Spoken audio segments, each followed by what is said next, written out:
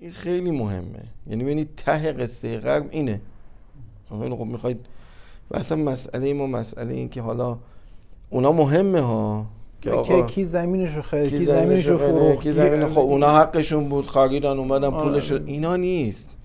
ما باید و هنوز من مطمئنم شما اگه الان از 100 تا آدم در ایران بپرسید که از اسرائیل هم بدشون میاد، چون ایرانی ها از اسرائیل ذاتاً خوششون نمیاد، 90% چنین چیزی رو نخواهند گفت که اسرائیل میوه تمدن غربه و باید به عنوان یک خطر تمدنی بهش نگاه کرد.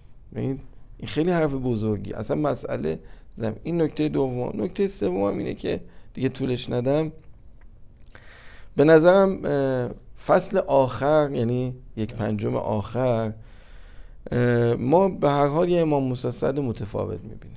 باز دیپلمات‌تره تا مبارزه، بعد به مرزها خیلی اهمیت میده، به قوانین، حتی قوانین بین المللی. بعد لبنان کاملا براش موضوعیت ویژه پیدا میکنه. بعد اون چهره‌ای که ما از امام موسی سعد داریم به شکل اینکه آقا همه باید برن نظام سربازی چه وظیفه اجباری برن فلان کنن، اینو ما نمیبینیم.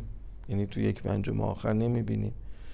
برعکس حتی ایشون میگه که چقدر میخوایم این روش رو ادامه بدیم، نمیبینیم که اسرائیل داره همه جای ما از بین میبره، کشورمون رو داره از بین میبره و از این قبیل.